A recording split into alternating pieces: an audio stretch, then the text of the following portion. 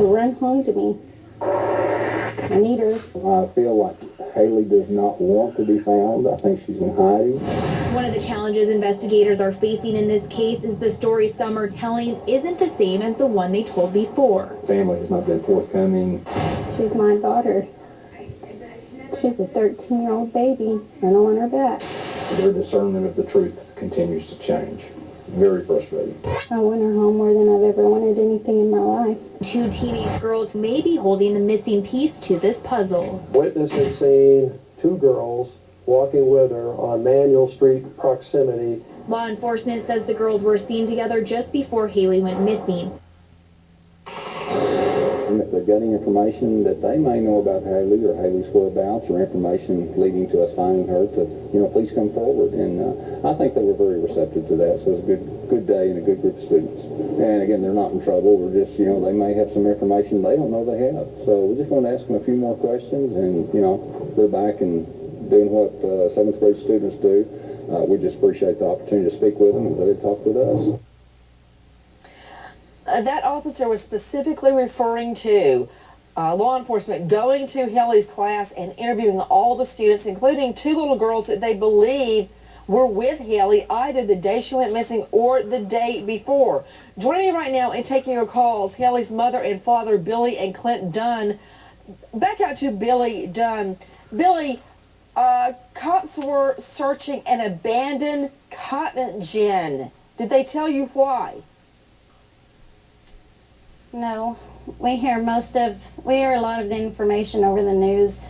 We just now learned that they're not thinking she's run away and hiding out on her own anymore. That I guess they're thinking something different. We're starting to get a little hopeful again that maybe she was just hiding out and maybe she was scared, and now that hope is fading. And Billy, they've also, our sources are saying cops believe that she has run away before, but you told me that never happened. No, she never has. To Clint Dunn, Hailey's father. Clint, have you taken a polygraph yet? No, I haven't. Well, it sounds like they've strapped everybody up. What's your holdup? I don't know. I told them I'm ready to take a polygraph, but they haven't given me one. They gave me DNA yesterday. They took my DNA. They're not. I don't know. How did they get your DNA? DNA? Every day, and a cotton swab. To your mouth, to the inside of your mouth? To Yes, Dr. Glenn Kalansky, board-certified physician joining us out of New York, explain the swabbing of the inside of the mouth. How do you get DNA from a buccal swab? Well, very easy. The swab gets some skin samples, and basically when they're looking for different samples, basically there's two different kinds of DNA they look for. The nuclear DNA is usually from the father, and usually the other form of DNA, that mitochondrial, is from the mother. So basically they can look for two different specimens of DNA depending on what they find or different, of decaying of a body. So basically if they've got the mother and the father, they can compare those specimens to anything that they find, and to wonder if it's related to her. We are taking your calls live, including Hailey's mother and father, Marcia in North Carolina. Hi, dear. PA, but, thank you. Yes, I see that in my notes. Thank you. Joining us from Pennsylvania. Hi, Marcia. What's your question? Well, first off, thanks for taking my call. And I just want to say that the police handling this case are a joke. Because I heard they wanted Equus Search to come out, and they won't even let them come out, so they're letting people search that don't know what they're doing. On the show on Thursday, when you were asking Hailey's dad about her walking across the street, I could have swore I heard him say that she would walk across the field. And I read online also that she walked across the field. It was like 540 yards. So it wasn't just, I just want to know clarification on that. And also about her iPod. Does she still have that iPod? Or? Okay, hold on. Don't let Marcia go. As to the iPod, it's my understanding she had a knockoff iPod that quit working before she went missing. And Marcia, your question to the father is, does he live across the field or across the street from her? Yeah. Right? Yeah. Okay. What about that, Mr. Dunn, Clint Dunn? Street or field? I live across the field about 50 yards. About 50 yards? Yes. Okay. Got it. Back to Marcia. Does that answer your question? Yeah. And before we all get down on the cops, you know, I have been very concerned about a few things that they've done. But here's the deal. They're trying everything. You got to give them that. Even though they released this statement that she may still be alive, that she's in hiding, now they've withdrawn that. That was an avenue that they were pursuing. Maybe it was wrong to put it out there as a theory when that's not what the evidence is supporting. But at least they are trying everything. You got to give them credit for that. Plus they brought in the Rangers. Plus they brought in the feds. Back to the lines. Eunice in New Hampshire. Hi, Eunice. Hello, hello. I have a question about the boyfriend. Okay. Yeah, me too. When his job was eliminated, I heard on the program that he was very angry. He got very angry about that. Now, would this man have anger management problem?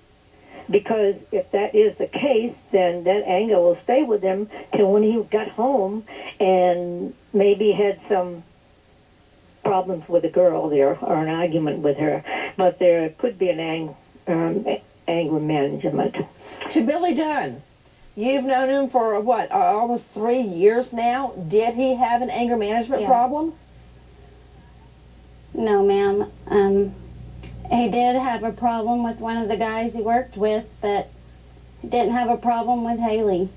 Have you questioned him again, Billy, about her disappearance? Have you gone over what happened that day? Because I don't know where my daughter is. And what did he say? I haven't been talking to him much. He lets me know he loves us and he misses us. I just haven't talked to him a lot. Well, let's go back over what he said. Tell me what he said about her disappearance again. He said Monday he went to Big Spring, stayed at his mom's, came home in the afternoon and got home around 3 o'clock, and Hailey left shortly after that, around 3:15. He didn't see her much at all. She just told him that she was going to go over to her dad's and go to Mary Beth's and stay the night. Did she have anything with her? Did he say she had a backpack or a bag or a pocketbook? No, he didn't say that, but I've looked through her room and her bags are there. It doesn't look like anything's gone. What had she been doing that day before he got home? We don't know. Although the neighbor saw her out talking on the watching phone. TV or walking around in the backyard talking on the phone. She did that a lot, usually if we were here. If she just wanted it to be more quiet where she could hear her friends, she would walk around in the backyard on the phone.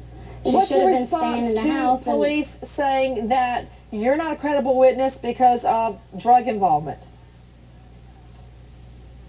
That's ridiculous to me. It upsets me. They tell me they trust me. I tell them that I trust that they know what they're doing. They're putting their brains together. We hear so many different things, but that's frustrating. I'm a credible witness. I'm not a liar. Everyone, we are taking your calls. We are talking about a 13-year-old little girl who has gone missing. This is her, Hailey Dunn, 5'1", 120 pounds, hazel eyes, brown hair with blonde streaks. Please help us. There is a reward. The tip line, 325-728-5294. In response to your email requests and your calls, I brought you photos of the twins tonight.